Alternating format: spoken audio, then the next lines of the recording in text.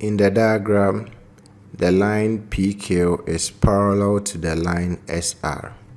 Find the value of X. This is a multiple choice question, and so we will solve the question, and after that we will pick the correct option. The question wants us to use the information found on the diagram to find the value of X.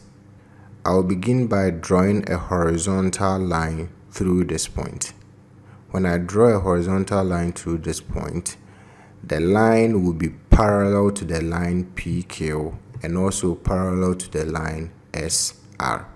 With this line here, we can see that the angle formed here, which is X, and the angle formed here are alternate angles, and alternate angles are equal.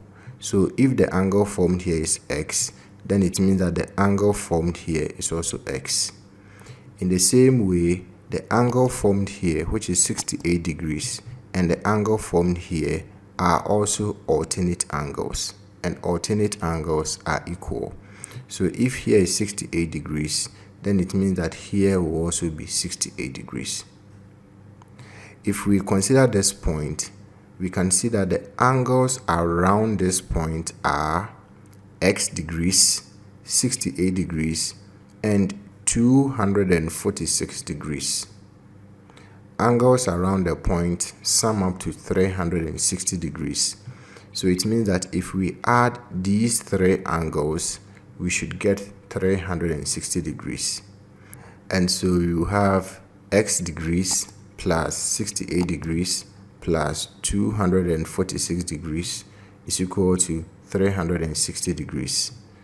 68 degrees plus 240 degrees is 314 degrees. So we have X degrees plus 314 degrees equal to 360 degrees.